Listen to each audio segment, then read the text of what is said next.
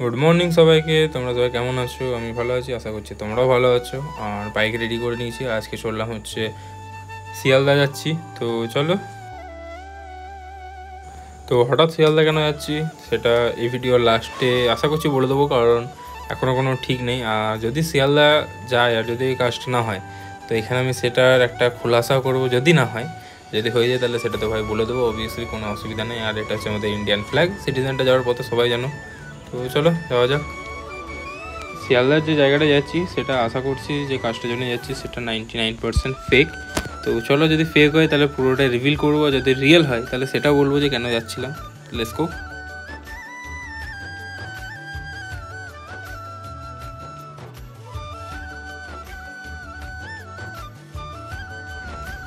গাড়ির স্ট্যান্ডে পার্ক করে দিলাম, আবার ইন্টারসিটি টিকিট কাটবো, দেখেন যাওয়া যাক। টিকিট দিয়ে দেবো ওখানে। তো সকাল সকাল পৌঁছে গেলাম দুর্গাপুর, আর ইন্টারসিটির একটা টিকিটও কেটে নিলাম। দেখছো যেমন পুরো স্টেশন ফাঁকা, বাট যখন ইন্টারসিটি আসবে তখন ওই ভিড় লেগে যাবে। তো দেখো,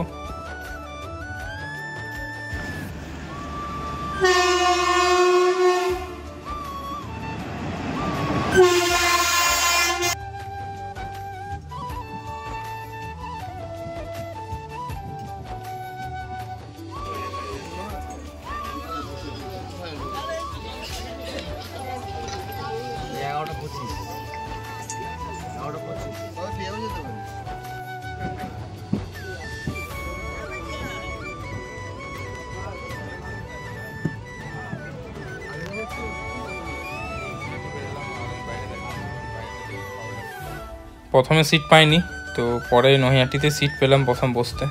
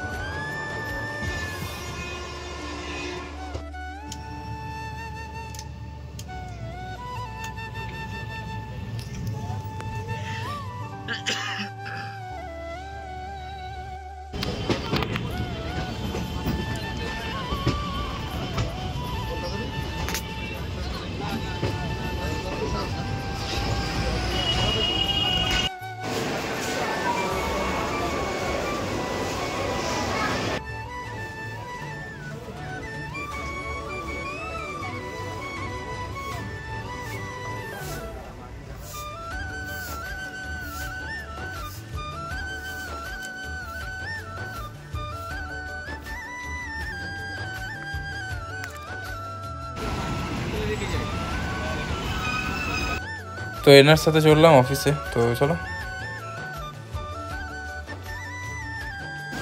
তো ভাই ওই অফিসটায় বসে যখন ছিলাম তখন একটা ভদ্রলোক বলছিল যে ক্যামেরা বন্ধ করো। তো এখান থেকে বুঝতে পারলাম যে এখানে কিছু একটা গড়বড় আছে। তো শোনো কি বলছিল।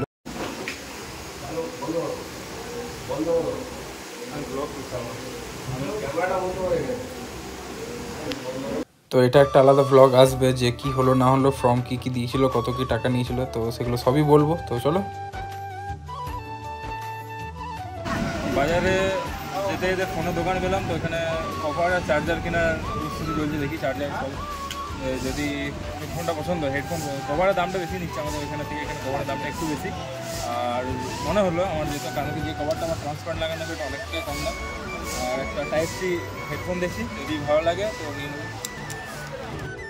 যে হেডফোনটা পছন্দ হলো সেটা একদিকটা খারাপ ছিল, আর ওটাই লাস্ট ছিল, তো নিলাম না হেডফোন। এবার চলে এলাম ডাইরেক্ট সফট ড্রিঙ্কসের দোকানে, একটা সফট ড্রিঙ্কস নিলাম।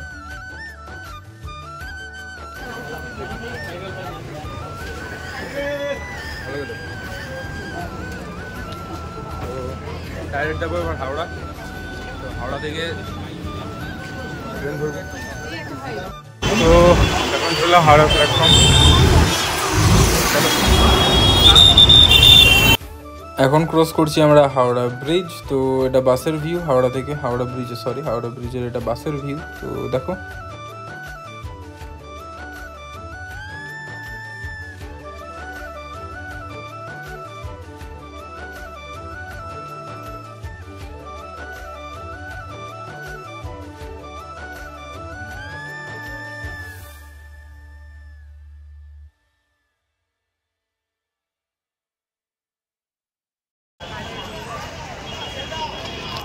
ওয়েলকাম টু হাওড়া ভাই।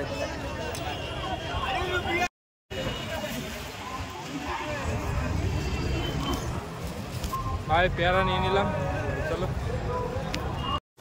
তো হাওড়া স্টেশন ঢুকে গেলাম, আর এবার একটা টিকিট কাটতে যাচ্ছি। তো টিকিট কেটে ডাইরেক্ট ট্রেনের জন্য ওয়েট করব, 1:10-এ আসে ট্রেন। তার আগে খিদে পেয়েছিলো, তাই একটা কিছু খেয়ে নিলাম দোকান থেকে। তো চলো ট্রেনে উঠা যাক। তো ট্রেনে উঠে পড়েছি, খুব কষ্ট করে ভাই জায়গা পেয়েছি। ট্রেনে ওঠা একটা মানে চ্যালেঞ্জের কাজ। তো হাওড়া থেকে ট্রেন উঠলাম। তো চলো, যারা আমার প্রিভিয়াস ব্লগগুলো দেখেছো তারা জানবে আমরা চেন্নাইতে গেছিলাম করমণ্ডল, তার স্পিড ছিল 130। তো ভাই এই ট্রেনটা 130+ যাচ্ছিল, কি ভয়ানক স্পিডে এলাম। 3:19 আর দুর্গাপুর স্টেশনে নেমে পৌঁছালাম। একটু ফ্রেশ হবো, দেন বাইক নিয়ে সোজা বাড়ি।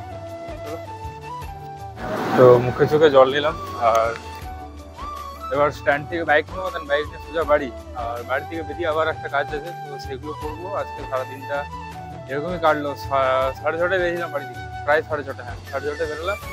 বাড়ি ঢুকতে এখন আর 1 ঘন্টা প্রায় কাছাকাছি আছে, বাইক নিয়ে যেতে সময় লাগবে। চলো যাওয়া যাক। তো আমার আসতে সময় লাগলো 2 ঘন্টা 10 মিনিট, দারুণ স্পিডে এলাম। তো দুর্গাপুর থেকে এক্সিট নিচ্ছে, এখন চললাম বাইকের স্ট্যান্ডের কাছে। সকাল থেকে যে খাওয়া দাওয়া হয়নি, হালকা ফুলকা যেটুকু ট্রেনে উঠেছে সেগুলো খেয়েছি। তো এটা হচ্ছে দুর্গাপুর স্টেশন, তোমরা তো সবাই জানো। তো দুর্গাপুর স্টেশন থেকে এক্সিট নেবো, তো ডাইরেক্ট যাবো আমাদের বাইক স্ট্যান্ড, যেখানে বাইকটা রাখা আছে। চলো, তো আমার বাইকটা এখানে রাখা আছে। তো দাদা বের করে দেবে, তারপরে আমি গাড়ি চলে।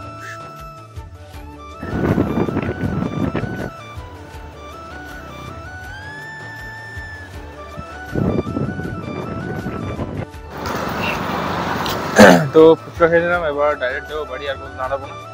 তো আজকের মতো ভিডিওটি এখানেই শেষ করছি, দেখা হচ্ছে অন্য একটা নতুন ভ্লগে। ততক্ষণ ভালো থাকো, সুস্থ থাকো, আর ভিডিওগুলো দেখতে থাকো। ততক্ষণ bye bye, take care and lots of love.